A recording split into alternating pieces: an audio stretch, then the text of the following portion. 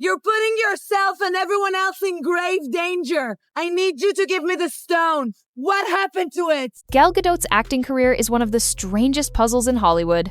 She is the kind of movie star who became famous not because of her acting, but because of her image. She can stop a room on the red carpet with nothing more than a smile. She can hold a pose in a superhero suit like she was carved from marble. But when a movie asks her to cry, yell, or break down, it usually feels less like acting and more like she's reading a script out loud in a very polite way. You don't hire Gal Gadot to disappear into a character. You hire her to look like the character. That's the difference. Some actors vanish inside a role until all you see is the story. She, however, never vanishes. Gal is always Gal. She shows up on screen the way she shows up in fashion ads. Perfect hair, calm voice, soft expressions. That kind of presence is powerful, but presence is not range. Standing tall is not the same thing as feeling something. Her rise makes sense when you see it this way. Gal's first Hollywood break came in the Fast and Furious series. Those movies weren't looking for Shakespeare. They were looking for cool. They wanted smirks, raised eyebrows, and people walking away from car crashes without blinking. Gal fit right in. She wasn't acting in a deep way, she was giving off a vibe. She looked sleek, unbothered, and tough. That was enough. The camera loved her look, and the audience remembered the silhouette more than the lines. Then came Wonder Woman, and that's when her career exploded. The casting team wasn't searching for a master actor, they were searching for a myth. They wanted a woman who looked like she had been sculpted by gods. Someone who could carry an entire legend just by walking across the screen in slow motion. Gal was perfect for that. In still photos, she was breathtaking. In trailers, she looked like a dream. The movie was a huge success. Fans cheered, kids dressed as her for Halloween. Adults cried watching a woman lead a superhero movie for the first time in decades. The symbol was bigger than the performance, and that was enough. Critics praised her presence. But presence is really just code. It means she stood there with conviction while the camera and music carried the emotion for her. She looked strong. She didn't sound strong. Look closer, and the cracks are clear. The most famous example is the death of her mentor. It should have been heartbreaking.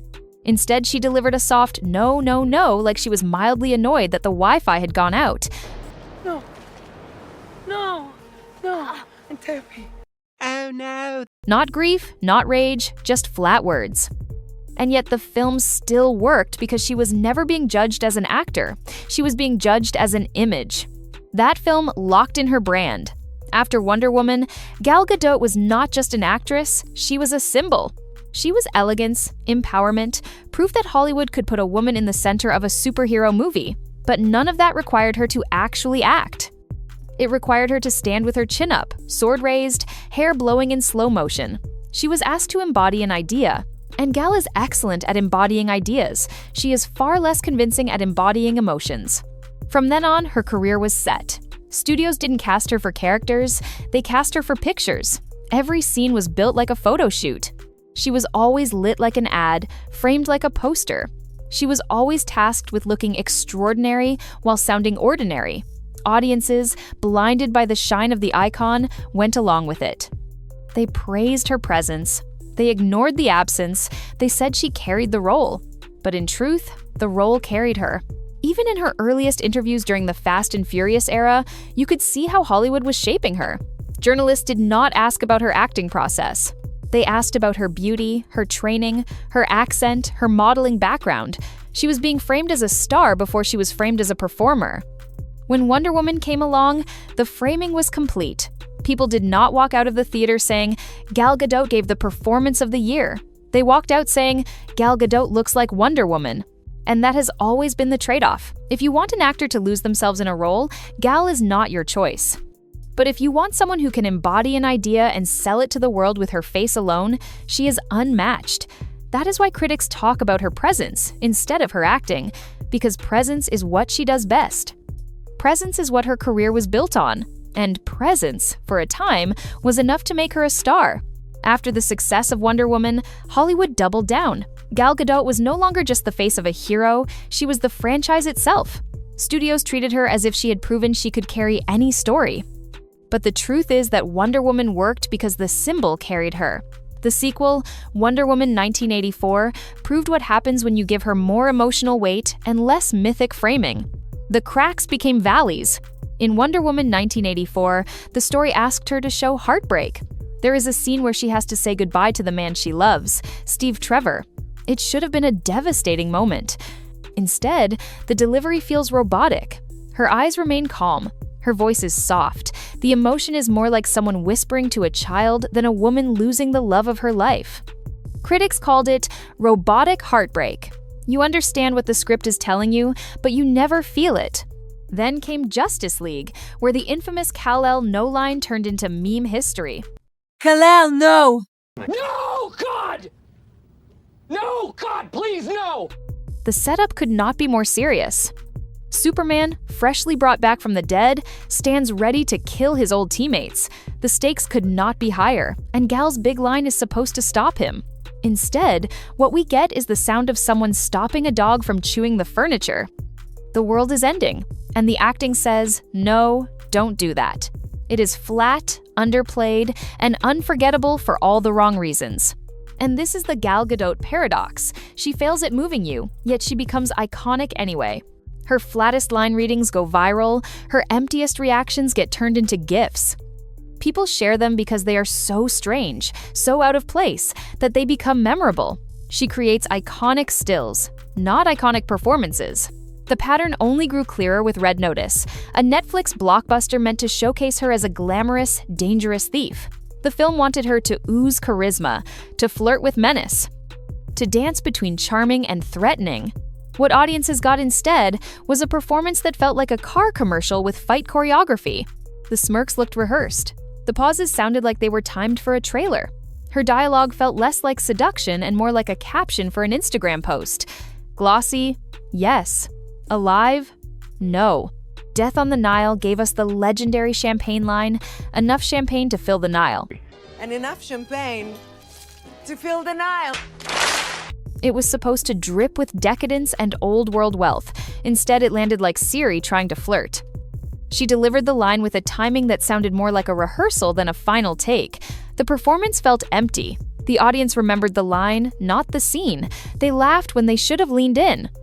Her attempt at carefree charm ended up stiff and awkward, like she was checking a box rather than enjoying the moment. And then there is Heart of Stone. An action spy movie should be a perfect fit.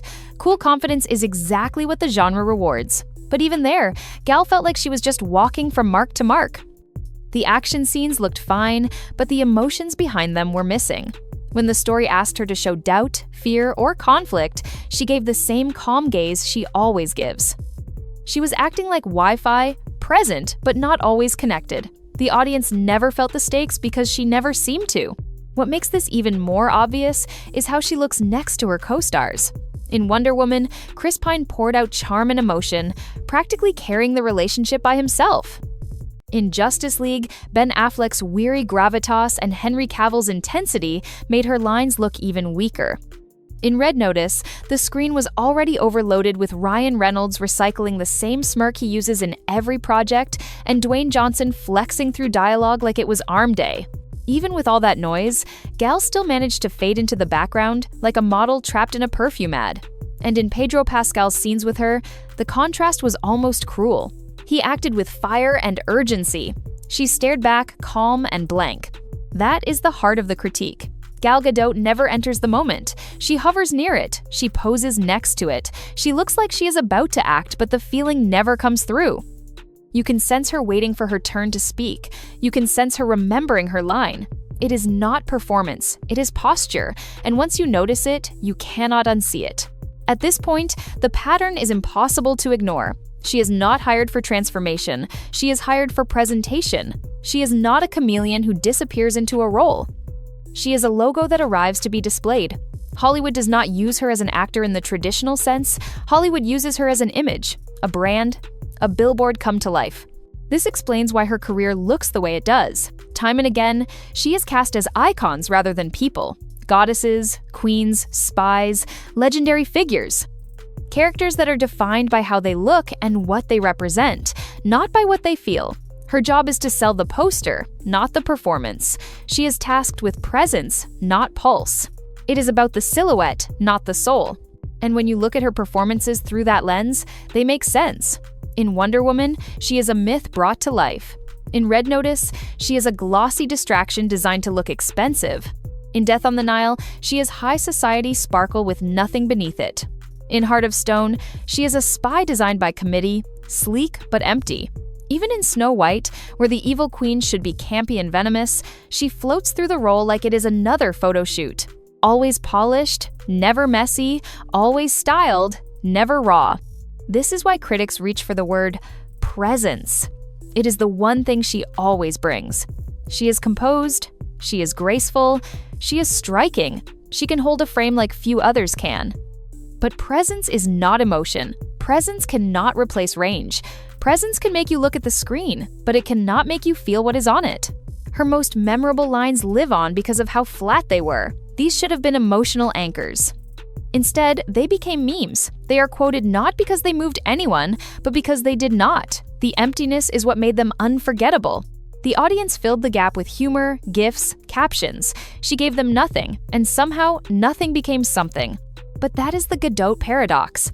She fails at acting in the traditional sense, yet her career proves that acting is not always what Hollywood values. Sometimes all the industry wants is a face, a body, and a brand that can be marketed worldwide.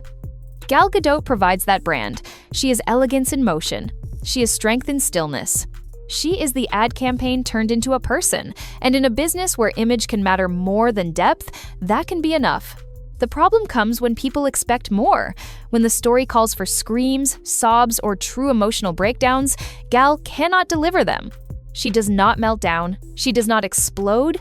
She does not unravel. She poses. She whispers. She stays calm, and in doing so, she robs the scene of its power. That is why her co-stars so often outshine her. They live in the moment. She stands next to it. The truth is that Gal Gadot is not a bad actress in the way people often think. She is not laughably terrible like the legends of bad cinema. She is something stranger. She is neutral. She is blank. She is a surface waiting to be projected on. When you want myth, she is mythic. When you want glamour, she is glamorous. But when you want feeling, she is absent. And that absence is what critics notice, what audiences meme, and what fans defend as presence. So where does that leave her? In a category all her own. Gal Gadot does not act. Gal Gadot appears. She exists in movies like a fragrance ad dropped in the middle of the plot. You remember the image. You forget the emotion. You leave the theater knowing exactly what she looked like, but not what she felt. And maybe that is enough for her career to continue. Maybe being a logo is more profitable than being a chameleon. Because if you need breakdowns, screams, or raw nerves, you call Florence Pugh, Elizabeth Moss, or Viola Davis. If you need a woman to look like a myth in slow motion while the world burns behind her, you call Gal Gadot. She will give you a line delivery so soft it floats by like perfume. She will not give you the feeling, but she will give you the look. And sometimes, in Hollywood, the look is all that matters. That is the final irony.